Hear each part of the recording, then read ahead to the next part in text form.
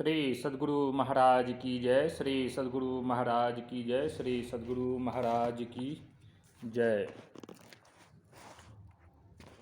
सद्गुरु महर्षि में ही परमहंस जी महाराज की वाणी महर्षि में ही सुक्ति सरोवर नामक ग्रंथ से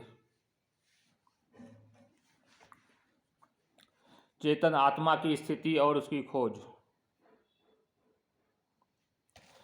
मेरा यह शरीर है,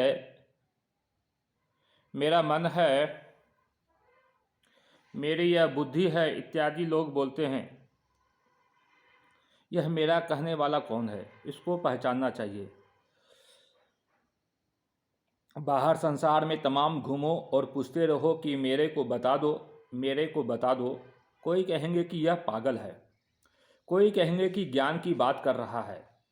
जो अच्छे लोग हैं, विशेषज्ञ हैं, वे कहेंगे तू अपने में खोज तो अपने को पाएगा। अपने शरीर में खोजोगे तो अपने को पा जाओगे। इस खोज में कोई अपने जानते लाख कोशिश करे, कोशिश में लगावे तो भी इसका पता नहीं पा सकता है। यह पता कोई तभी पाता है जिसको पता बताने वाले मिले हैं। उनसे जाकर पूछिए। जिनको पता मिल गया है वही अंतर साधन करने वाले पूर्ण साधु संत हैं। साधु संत को इसका पता मिलता है इसलिए कि वे अपने अंदर खोजते हैं। अपने शरीर के अंदर खोज कर लीजिए, अपने को समझें कि अपने शरीर में मैं कहाँ रहता हूँ। शरीर के ऊपर तो कहीं बैठा नहीं है और अपने को विश्वास भी नहीं है कि मैं शरीर हूँ।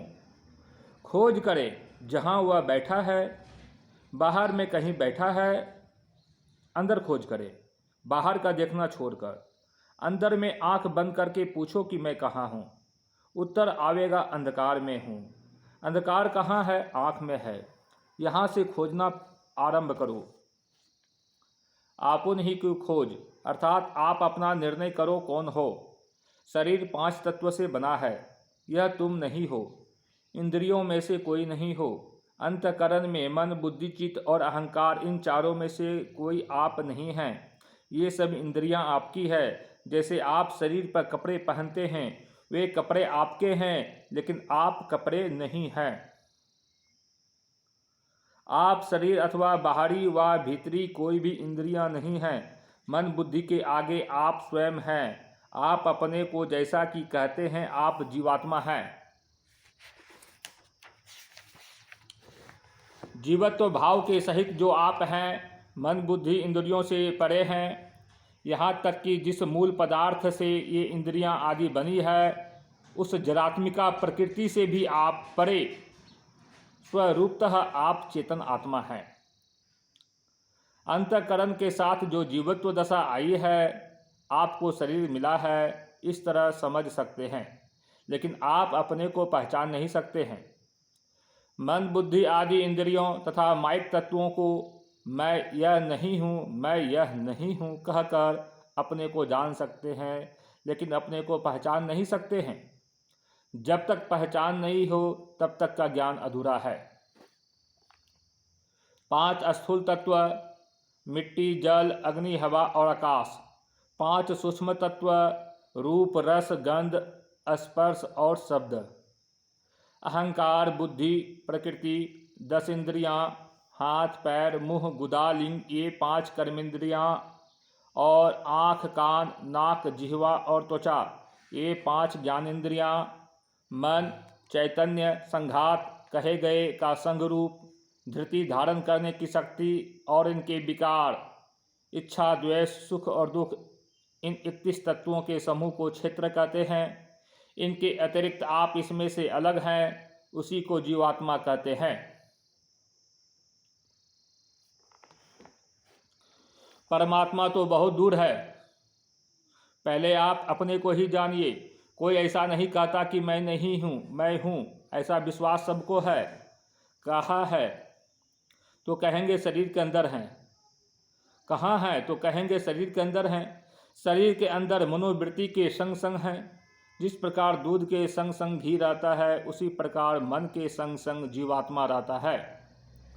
जैसे लोहे को आग में देने से लाल हो जाता है, और आग से निकालने से काला रह जाता है, उसी तरह इस शरीर में चेतनमय ज्ञानमय पदार्थ है, किंतु शरीर जड़ है, इसमें ज्ञान नहीं होगा। शरीर का अंत होने पर शरीर सदा के लिए जड़ ही रह जाता है। इसके सड़ने से रोग उत्पन्न होगा, इसके लिए इसको जला देते हैं। शरीर के साथ इंद्रियां हैं, अंदर की इंद्रियां जलती नहीं है, बाहर की सब इंद्रियां शरीर के साथ लगी है, ये सभी जल जाती है। अंतःकरण सूक्ष्म शरीर में रहते हुए जीव के अपने कर्म बस उसके संग जाता है। भीतर की 4 इंद्रियां मन बुद्धि चित्त अहंकार भी जड़ है। बाहर स्थूल शरीर से यह सूक्ष्म मन जड़ है। आप निटाह नींद में सो गए, तब बुद्धि का विचार सब समाप्त हो गया, मैं हूँ का ज्ञान भी समाप्त हो जाता है। इसमें गति होने का जो चेतन का स्वभाव है वह बंद नहीं होता। चेतन का काम बंद हो गया तो श्वास नहीं लिया जा सकता। चेतन कभी जड़ नहीं होगा। इंद्रियां सह शरीर जड़ है। किसी भी मृत शरीर में ज्ञान नहीं रहता है, जीवित शरीर में ज्ञान रहता है। यह ज्ञानमय पदार्थ चेतन आत्मा है। गोस्वामी तुलसीदास जी ने रामचरितमानस में लिखा है, ईश्वर अंश जीव अविनाशी, चेतन अमल सहज सुख राशि। आप ईश्वर अंश हैं, अविनाशी हैं, चेतन हैं। एक शरीर का जीवन बहुत थोड़ा है। आप अजर अमर अविनाशी हैं। इस मरणशील शरीर में आपका रहना है। यह रहना कब से है, ठिकाना नहीं। आपने एक ही शरीर को नहीं अनेकों शरीर को भोगा है। प्रत्येक शरीर का जीवन काल कुछ न कुछ रहा है। आपने अनेकों शरीरों को भोगा और फिर इस शरीर को भोग रहे हैं। एक शरीर का जीवन 100-125 वर्ष का है और आपका जीवन अनंत है। ऐसा सुंदर रूप की जिससे सुंदर कुछ न हो, यदि उसका सब गहना जेवर उतार लो तो वह कैसा लगेगा। वह रूप कैसा जिसमें गहना जेवर देने से चमक दमक बढ़ जाए, वह पूर्ण रूप कहाँ है। पूर्ण रूप तो वह है जिसका गहना जेवर उतारते जाओ तो और चमक बढ़ता जाए। शरीर को लंगटा करने नहीं कहा, शरीर के ऊपर से शरीर को उतारो। जैसे जैसे लंगटा होगे वैसे वैसे खूब सूरती बढ़ेगी। चारों जड़ शरीर को उतार दो तो पूर्ण लंगटा हो जाओगे, तब पूर्ण चमक खिल उठेगी। शरीर को पहचानते हो, लेकिन शरीर में जो तुम हो उसको तुम नहीं पहचान सकते, इसलिए कि इंद्रियों में शक्ति नहीं है कि आत्मा को पहचान सके। इंद्रियां बाहर की ओर है और तुम अपने अंदर में हो, तब कैसे पहचान सकते हो। एक तो अंदर में हो, दूसरी बात यह कि इंद्रियों को असूल विषयों का ज्ञान होता है। आजकल लोग एक्सरे भी लेते हैं तो उसमें भी मोटी मोटी चीज का चित्र आता है, आत्मा का नहीं। जब तुम बाहरी इंद्रियों से अपने को ही नहीं पहचान सकते हो तो ईश्वर को कैसे पहचानोगे। ईश्वर की पहचान या ईश्वर दर्शन तुम स्वयं करोगे शरीर और इंद्रियों से छूटकर। जैसे आँख से सब कुछ देखते हो किंतु आँखों को आँख से आईने में देखते हो। जैसे आँख को आँख से देखते हो उसी तरह चेतन आत्मा से परमात्मा को देखोगे और अपने तय का भी ज्ञान होगा। क्योंकि ईश्वर जिस तरह इंद्रिय ज्ञान में आने योग्य नहीं है, उसी तरह तुम भी इंद्रिय ज्ञान में आने योग्य नहीं हो। इससे जाना जाता है कि जो सूक्ष्मता या लताफत ईश्वर में है, तुम में भी वही है। जो ईश्वर कोटि के महान देव है उनमें और हम में सब में वे परमात्मा है। आत्म तत्व रूप में हम में और उन महान देवों में वे एक हैं।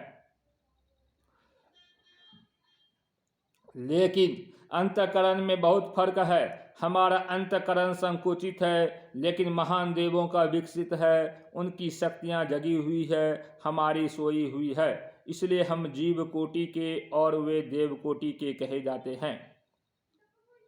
मैंने संतों के ग्रंथों उपनिषद ग्रंथों में पढ़कर गुरु महाराज के चरणों में बैठकर और भी संतों के चरणों में बैठकर सुनकर और स्वयं भी विचार कर दृढ़ कर जाना है कि जड़ तत्व भिन्न है और चेतन तत्व भिन्न है।